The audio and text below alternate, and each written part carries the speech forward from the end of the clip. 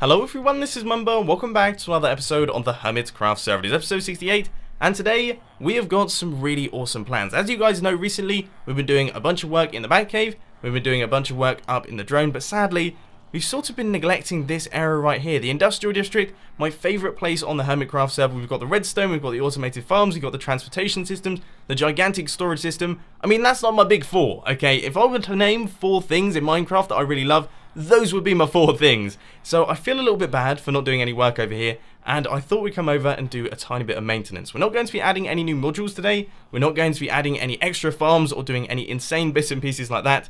Instead, we're going to be fixing something fairly important. In fact, I would say this is probably one of the most important parts of the Industrial District, and we're standing right on top of it. This thing right here. Now, as you can see, we've had a bit of an issue in this area right here. This is the villager breeder, okay? This is where all of our villagers are being bred, as you can probably tell from this area right here. The thing is, there's only meant to be 2 villages here. That's it. There's only meant to be 2 villages in this area. All the rest of them are meant to funnel into this area and make their way up here as babies. But unfortunately, that doesn't seem to be happening, and instead, a lot of them seem to be getting stuck in here, and then they're all breeding together, making huge quantities of villagers. I mean, they've like multiplied. So as you can see, we've got ourselves a bit of a problem, and we're definitely going to have to try our best to fix this one. And I think I've come up with a way to do it, because at the minute, this definitely isn't working, is it? Now, I hate to say it, but the way that I'm going to fix this problem temporarily is probably going to make quite a few of you cringe. Sadly, there are too many villagers here. Our catchment area isn't working, it's not actually killing off the villagers, which means we've got far too many in this area as well. There's just too many villagers all over the place, and we're going to have to do something about that, unfortunately.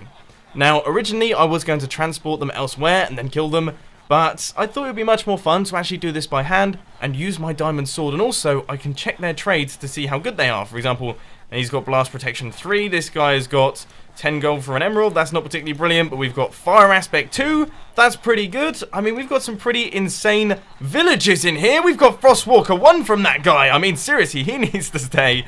But other than that, I'm just going to make my way around and gradually start killing these guys, starting off with this chap right here. I mean, he's pretty terrible, isn't he? Just want to mention something before all of you start shouting at me down in the comment section. I do understand that I shouldn't be killing my villagers next to the village. I know that that affects the villager point score.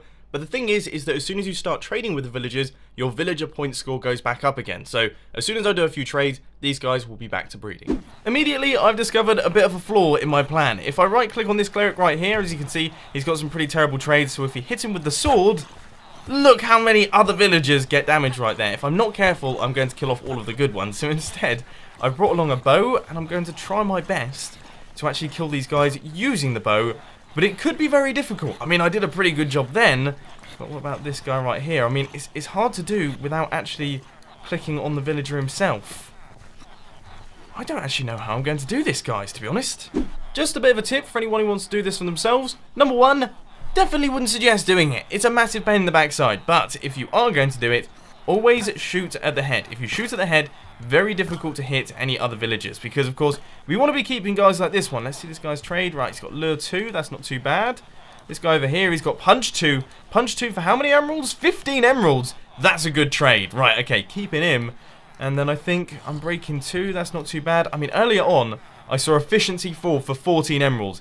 He has to stay. Okay, if this guy dies, I'm going to die, because we need him. That guy's awesome. But anyway, I'm just going to keep shooting my arrows, and eventually we'll get down to 2 villages in this area here. Eventually. So, after around about an hour of just shooting my bow into various villagers' heads, we've been left with these guys right here. Now, these are the ones that I decided not to kill because they all seem to be pretty awesome. So we have got this guy, which is mending for 28 emeralds. I actually can't remember what my own mending trade is, but you can never have too many mending villagers. Then we also have this guy, he's a farmer. All of these are farmers. All of the brown coats are farmers in here. But also we've got punch 2 for 15 emeralds. We have got fire aspect 2 for 16 emeralds. This guy's got Frostwalker 1. And that guy is the efficiency 4 villager for just 14 emeralds. I mean, that is a sweet, sweet trade. I cannot wait to get my hands on that one. So what I'm going to do now is I'm going to chuck in some water to transport these guys off into their own little location so that we can actually chuck them into the villager trading area. And then we're going to start work on gutting this place, killing off all of the villagers in here and actually creating an awesome breeder. Come on, mate. Get in there with all your friends. Let's go. Off we pop. Nice and easy. What have you actually got? Fire aspect 2. Yeah, you're the one that I want. Right, come on. And in you go. Look, it's nice and cozy down there. Everyone's looking happy. Noses are looking wet. All is well. I'll be honest, guys, couldn't help myself. I checked all of the trades of all of the villages inside this area right here, and amazingly enough, not one good trade. There was one that had Silk Touch, but it was for 15 emeralds, and our current Silk Touch villager has an 11 emerald trade, which means that we don't particularly care about that one. So now all of them have been removed. It's weird, isn't it? It's almost like going back to school when there's nobody in there. It feels wrong. I'm so used to seeing this like bustling everywhere with loads of massive heads all over the place. Very strange to actually see this completely empty. But anyway, what we're going to do now is we're going to take out all of these areas right here, and we're going to replace all of the outer edges with water, so that wherever the baby villager goes, if he goes over to a wall, he will fall in the water and make his way around the system. I think, fingers crossed, that should actually work. Right now, this entire area is looking like a massive mess, but we are making good progress. I've taken out the wall, I have moved our villager breeder across by 1 block, and back by 1 block as well, and that gives us 1 block clearance going right the way around the outside, and we have now got space for our water streams, which are going to be transporting the baby villagers. Now, if you're a little bit confused as to what I'm doing here, basically we're going to have blocks going around like this, and that will stop our fully grown villagers from falling down into that area, but our baby villagers can just wander straight off, they'll fall down into the water streams, and they will make their way around. Now, one thing that I have just thought, though, is that I don't know if they will actually walk off if it's 2 blocks deep. Do you know what I mean? That could be a potential issue with the design, and it's something that we're going to have to think about, because if that doesn't work, this entire thing's not going to work, and we're going to have even bigger problems, which I really don't fancy today. Right, just the final few glass blocks going in now, and I think that is everything. So we have got the wall back in place because I feel like that looked cooler. We have got all of the glass going around the outside. We've got the water going across, so that is going to transport our baby villagers around. And then over in this area right here, I've done a slight bit of remodeling, and it should now be functional. So we just need to remove all of these glass blocks here because these are obviously horrendously ugly. We're going to replace this area with sandstone, and I think we should be good to go in terms of this thing. So let's just chuck in the final water bucket. That'll be going there. That is going to transport our villagers upwards, and then they will make their way up into that part of the system and carry across into the villager trading area. I think that's done. I mean, that's gone a little bit more smooth than I was expecting. I'm very happy with this.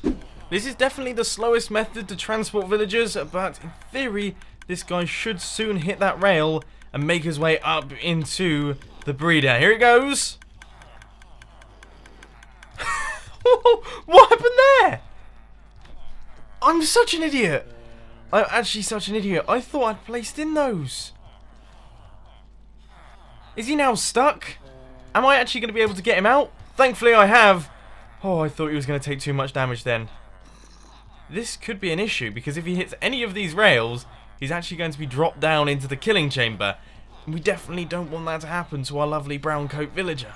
Right, both of them are now in place. We're going to chuck the glass right there to stop anything from escaping. We're going to take out all our blocks, chuck in a few replacement sandstone blocks to stop any baby villagers from escaping. And now it is time for the moment of truth. This guy's out, and this guy is out, and of course, he has fallen through the block. Come on, mate. Get out of your little hole. I mean, seriously. And I don't have a hoe on me, which means that I can't actually retill that soil. Just everything that could possibly go wrong is going wrong today. I don't even know what to say to that. And now, we wait. This is going to be my life for however long it takes for these two to get to know each other. I've thrown potatoes in, so what more could they possibly want? I guess this guy's just being a little bit shy. In fact, he seems a little bit more interested in me. I know I'm a lovely looking chap, and I know that I have a normal sized nose and forehead, but this guy over here, he's the one for you. So just do your thing, create the baby, hopefully it will fall down here, and hopefully it will travel into the villager trading area. We have one! And he walked off! He actually just walked straight off. That was literally so fast. Did you see that, guys? I don't know if you quite got it. Slow motion replay.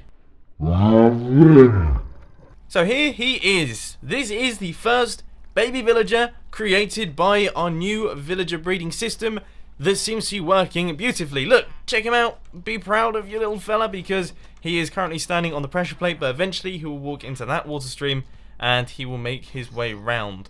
Now, if he does grow into a full-grown villager down there, is he going to run into any problems? I don't think he is. No, I wouldn't have thought he will. There is a chance that he may struggle with this block right here, but other than that, should be absolutely fine. I might need to fix that by placing in a pressure plate there and then creating a new water stream, but other than that, yeah, this thing should be absolutely perfect, and it seems to be working wonderfully. Exactly, mate! The next mini project of today's episode is to try and get our villagers from this area right here up into the villager trading booths. Now, this shouldn't be too difficult, but I've said that for pretty much everything in today's episode, so it could prove to be a bit of a challenge. Now, we've got a powered rail right there. We will power it if we actually get ourselves a villager. Which, of course, we haven't. And now our minecart's travelled off anyway. Sometimes I love Minecraft. You know, sometimes I do. Other times I just want to burn it. After a few rather painful spillages, I think I have got this whole minecart thing worked out. Yep, that's good. It has grabbed our white coat. Let's see which one it is. Right, that is the important one. We need to make sure that this guy is safe and actually makes his way into the system. So off he pops, and they are all making their way across. This is brilliant. Excellent. So we've got our efficiency 4 villager. I've seen the infinity villager go through as well. That's a good thing. Right, let's throw in the minecart once more and see if we've got any more villagers. By the look of things, all of them have been fully cleared out. Now, I did have to break a bunch of redstone, and also 2 villagers have escaped. So I guess I've got to find those guys and chuck them in their places, and then we are actually done with this thing. Finally, this thing is done. We have got the villagers in place. As you can see, we have got this guy right here. He has got his Frostwalker 1. Then this one over here, I believe, is the Mending Villager. Then we've got Fire Aspect 2. We've got Efficiency 4. And also Infinity. All of these are absolutely fantastic. So they've made their way into the systems. And I do believe we have another villager that has been produced by our villager breeder and another villager as well. But this is the first villager that came out of the system. Remember the little science lab coat guy? Let's see what trades he's got. Efficiency 3. It's not like the most amazing thing that I would ever expect. And it's quite a lot of emeralds for it. But you know what? I can't complain too much. It's not dreadful. Welcome to another super fast time lapse. I know you weren't really expecting this, but I thought instead of recording a clip of me explaining what I was about to do in the time lapse, I would explain what I'm doing inside the time lapse. I'm doing a little bit of a challenge or a little bit of an experiment to work out the most efficient way of trading. So right now, using my standard method, I'm going to get 1 full stack of emerald blocks. So, I hope that you've enjoyed this super fast time lapse. Obviously, this isn't the world's fastest time lapse because just recently I did a time lapse that was 11 seconds long. Now, that was really quick. This one, comparatively, is actually quite slow, and it's getting even slower the longer I keep talking. So, let's pop back onto the Hermitcraft server. Sorry about that. 1 full stack of emerald blocks have been achieved. They are in my inventory, so we now have 2 full stacks of the stuff, and they are going in this chest right here. But now I'm going to promptly take it out of the chest, and all of this stuff out of this chest, because we've got some spring cleaning to do. As you can see, we've sort of filled these things up. These were meant to be temporary chests, okay? These weren't actually meant to be here, but I placed them in while I was building the trading area. They sort of stuck around, and now they're just filled with tons upon tons of junk. And it's not even junk. Some of it's awesome. Like, we've got some pistons there. We've got some hoppers up at the top there. I'm fairly certain we've got, like, loads of pistons in one of them. Yeah, we've got a bunch of sticky pistons. And just a bunch of really useful stuff that I could probably do with keeping. So what we're going to do is we're going to transport these items from down here up into the top of the drone, which is going to take a little while, but I don't think I'll regret that. I've just had a bit of a bright idea that is actually incredibly obvious. I have spent a ton of time transporting every single item in these chests up to the drone.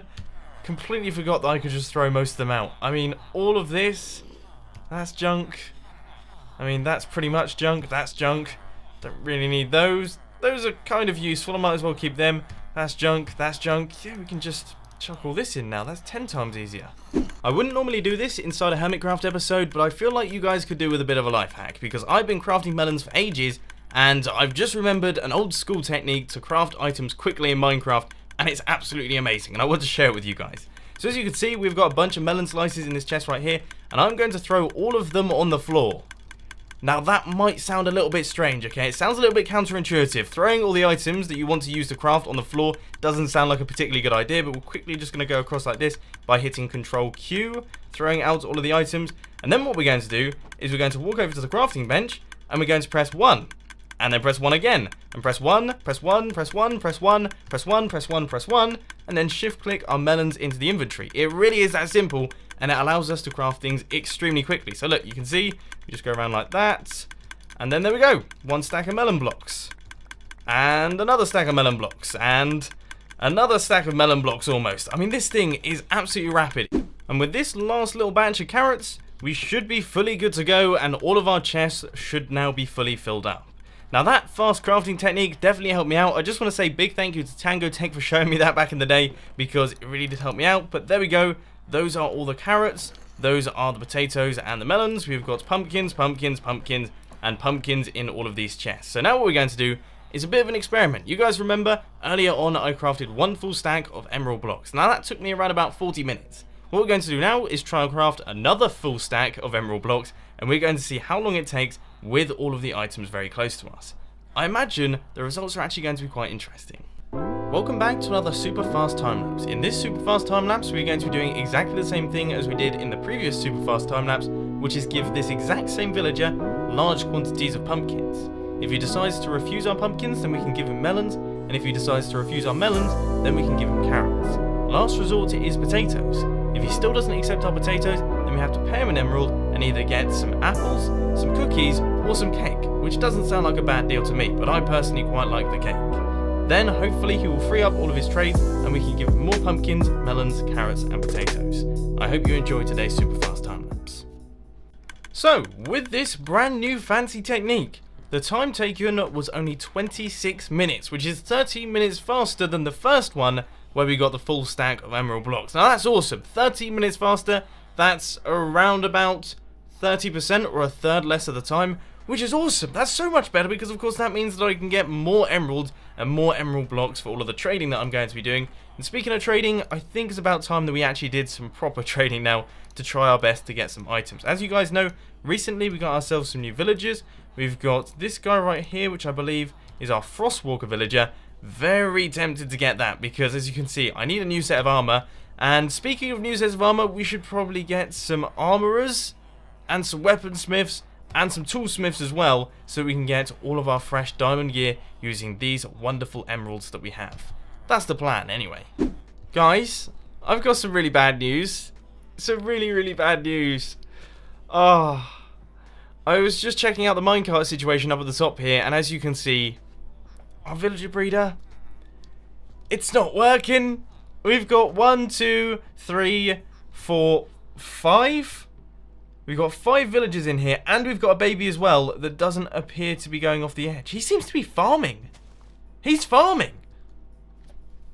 I didn't realize they could do that. Huh. Maybe that's the reason this guy isn't going off the edge, because as you can see, he's more concentrating on farming than he is on just charging about like a baby villager should. So that might be why some of these chaps aren't going off the edge. I honestly don't know. I'm so done with the whole villager breeder thing right now. What I'm going to do in a couple seconds is I'm going to add a redstone contraption that allows me to shut off this thing to stop the villagers from breeding, because otherwise it just gets absolutely mental in there. So I'm going to add that in the next couple seconds. But also, I just want to let you guys know that I've made a tiny bit of progress in terms of the actual trading itself. I've chucked a few emeralds into a few of the villagers, and we have got a bunch of really cool things. So if we check out our toolsmith over here, I think he's offering efficiency 3 for 13 emeralds, which isn't too bad. That's pretty good. But also we have this guy over here, which I think is offering Unbreaking 2, Fortune 1. It's not amazing, but it's not awful either. And then this guy's offering efficiency 2. That's pretty terrible, to be quite frankly honest with you. But then also we've got this guy with his crazy diamond chestplate right there. And this guy over here with efficiency 3 for 14 emeralds. It's not quite as good as the guy at the front. And I think that's everything. I really need to get more toolsmiths, but unfortunately our breeder isn't working properly, which means that they're not making their way into the system. I know, massive pain in the backside. I can promise you I'm more upset than you are. May I just ask a quick question to those of you who know down in the comment section. I've created this tiny little contraption right here. We flick the lever and that cuts off the daylight access to these doors down here. So they are no longer receiving direct sunlight, which generally speaking is considered to be one of the requirements of a village. Now does this mean that when I unload the chunks, this will stop being a village? Because if that's the case, these guys will stop breeding, and in theory we shouldn't get the clogging problem because I'll be able to turn this off when I don't want them to breed. Is that going to work? Let me know down in the comment section. I quite like the idea. I would love it if this thing worked, but you know what? I'm not holding out too much hope. Anyway, what I'm going to do now is I'm going to pop off to the orange district. We're going to head over to the leather farm over there because, well, I want to craft up at least a few books so that we can do a tiny bit of enchanting. So here we go. This is the cow farm right here, and I've heard from a lot of the hermits that this thing is packed up to the brim with cows. Really? Today is just not my day. Have you seen the number of things that have gone wrong in today's episode? I mean, seriously. There are very few cows around here. By the look of things, that someone has beaten me to it. Now, I don't think, personally, I should really do any killing right here. Because if I did some killing, then I would pretty much wipe out the entire population of cows. And it would take ages for them to be bred back up again. So I think what I'm going to do instead is I'm going to look for some wheat and maybe do a little bit of breeding and then leave it and perhaps look for some leather. Yeah, that seems like a good idea. So guys, I have taken 3 stacks of leather in exchange for 36 emeralds, and you know what? I think I'm going to up that to 45. So that's quite a few emeralds in there. Emeralds are relatively valuable. You can buy lots of things with them. Obviously, you can trade with villagers, so that's absolutely perfect. To the owner of this farm, feel free to spend those in my villager trading area. You can get mending books, you can get silk touch, you can get pickaxes, the whole lot. Just check it out in my trading area. And I've now got 3 stacks of leather right here, which should be good for a large number of books. So finally, we can actually crack on with some enchanting and get ourselves some decent gear. Hopefully this goes right. What I'm trying to do with my first few emeralds and books is I'm trying my best to unlock the new trades of the white coat villagers. So I'm going to chuck 1 emerald in there. That will give us 5 glass. And then we should, in theory, unlock a new trade. And now we're about to find out what book this guy has. Aqua Affinity. That's a good one. I'm really happy with that. I've wanted Aqua Affinity for ages, so this is brilliant. In fact, I'm actually going to chuck that in and get it straight away. 8 emeralds, Aqua Affinity. We also have a Silk Touch book right there, and Flame. I mean, that's not too brilliant, but these two are pretty awesome. So I've pretty much covered all of the trades in all of our white coat villagers. I'm just in the process of doing the final one. So he wants an emerald for 4 glass, and then we're about to find out what his last book trades are. He's got Depth Strider 3. That's not bad. That's actually quite a good one. For 27 emeralds, that is quite expensive. But I'm going to do that because I want to unlock the next book. Basically, that's how that's going to go. So let's quickly do this. And let's see what he has at the end. Feather Falling 4 for almost 50 emeralds. No, thank you. I've actually got a ridiculously good white coat over here. I think he's doing Feather Falling 4 for like 11 emeralds, so I'm going to be getting plenty of that over the next couple of days. But anyway, these are all the books that we got from the entire session, and we've got some pretty good ones in this little bunch right here. So we've got Silk Touch, we've got Aqua Affinity, Feather Falling 4, Blast Protection 4, we've got Aqua Affinity again, Frostwalker 1 twice so I can have Frostwalker 2, we've got Mending, Fire Aspect 2, Punch 2, Efficiency 4, a bunch of those, we've got Feather Falling 4 once again, Efficiency 3, Depth Strider 3, Fire Aspect, Power 1, Punch 2, Respiration 2, and Infinity. So, I think the first thing that I'm going to do is I'm going to create myself a flight bow using Infinity, Punch 2, and Mending. I'm then going to create all Mending armor with various different enchantments, and then I'm going to create an awesome pickaxe. That's the plan anyway. So, I've crafted up all of the books. We've got Punch 2, Infinity, and Mending for our bow. We've got this one for our boots, and we've got this insane little number for the helmet. And we're about to give this a go, so let's chuck these into the anvil. And we need that one. Yeah, we totally don't have enough levels for that one. How about this one. I imagine it's going to be even worse. Yes, yeah, 33 levels. Okay, that's not brilliant. How about the bow? The bow can't be that bad. I mean, no, 13 levels?